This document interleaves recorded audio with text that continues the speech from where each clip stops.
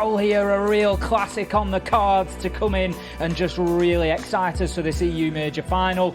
They are going to go at it. This is going to be a huge throwdown. I'm confident of that. Oh boy, Villa where it kicks off. The map that BDS have been terrified of. They've tried it once or twice this year. They have not succeeded and then resorted back to banning it every single time. But there is nowhere to hide in a best of 5. Everything is laid out. G2 have got to play Oregon, a map we haven't seen them go to yet either. These first 2 maps could be bloody is the best way to look at it. 60 seconds, barely a round has gone by in this game. I count 2 where the opening kill came within the first 2 minutes. Sorry, didn't come within the first 2 minutes. Instead, it was in the final 60 seconds. This has been one of the slower, most patient rounds we've seen between these teams so far. Nothing unusual when you come into such a crucial round. Each team not wanting to lose it just as much as they want to win it, and you get this really difficult balance of aggression. Renshiro coming in and opening things up with a headshot onto Uno. That's going to be the Wamai gone, and that leaves us now 5 versus 4. Challenges need to be made from G2. Kanto will do that, but shut down by Shaiko on the trade, and we find ourselves with Brede down, diffuser cold on the ground. 3 versus 3, 27 seconds left to go. There is work to be done for BDS here. They need to recover it. Virtue, Citizen going big exactly when G2 need them. Can they close this out? It is now 3 versus 1. G2 take it. They are going to go 2 maps into the lead with managing to claw back a hard-fought fixture on Villa. Unbelievable that it takes 15 rounds on Villa to determine who takes the lead, or would have been a draw, of course, if BDS had swung back into it. And put any sort of challenge, Virtue, interestingly, is going to open up this kitchen wall, and this is a slightly unusual approach to this site. Generally, we see the primary push, the primary focus going through the small office side, but I'll be interested to see what angles they can gain from meeting here. I always call it ghost pressure, right? The sheer fact that wall is now open means you live in fear that someone is going to push through. And when you know that it's Pengu there, you know full well that Amonte is never going to push by himself. He is straight inside a kitchen trying to get some information, feed across to those elsewhere what is going on. As we all know, being sat behind a shield, you're not easy to kill. Saying that, I can't believe the Cast the Curse strike. Shaiko finds Pengu. That's the Monty gone.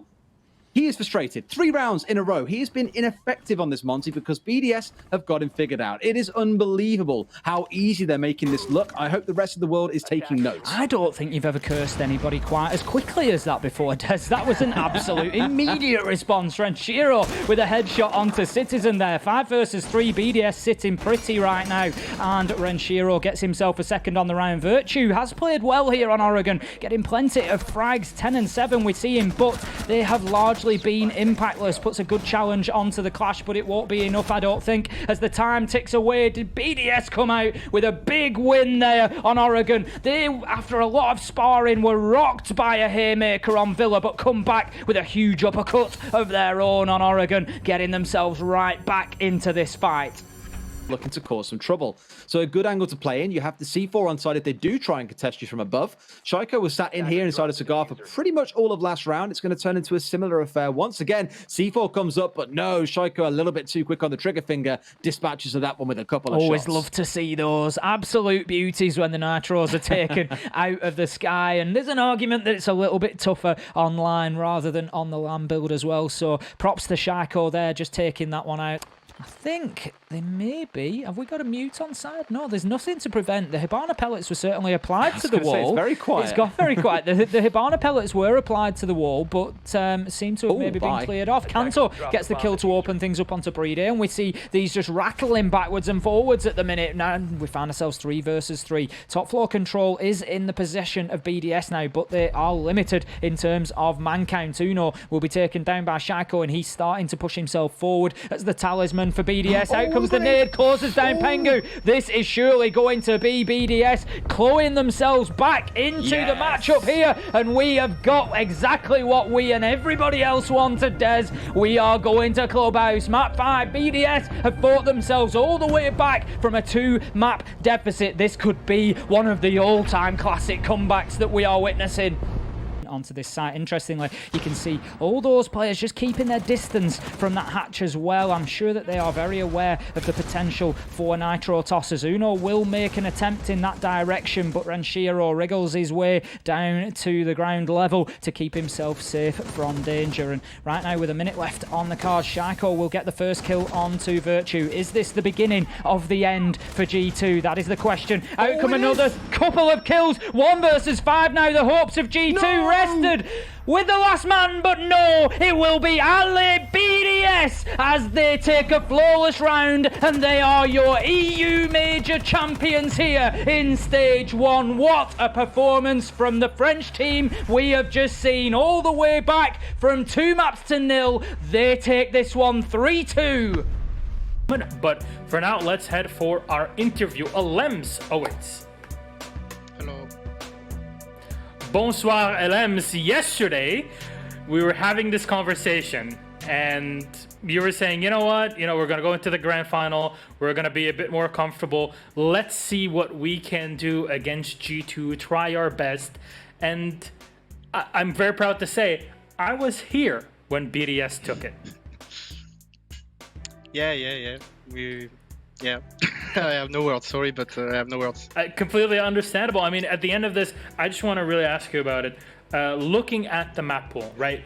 The maps that you ended up playing in this series, you had Villa, Oregon Cafe, and Clubhouse, and Consulate was the auto win for G2. When you looked at that entire big pick ban phase, did that trouble you as BDS, or did you feel comfortable attempting this map, this pool? So yeah, at the start of the best of 5, we knew they had like 1 map advantage, so it would be very hard. We know that Villa was their peak, and they are pretty good at Villa. We practiced Villa sometimes, long time ago. Like we didn't play it for a while, to be honest. So it was kind of surprising to just like succeed to put rounds just by communication, good hype, good energy, ideas from everyone. So after that map, we knew that we lost from 8-7. It was so close. So we're like, okay guys, it's their map, they won. Okay, by one round, sorry.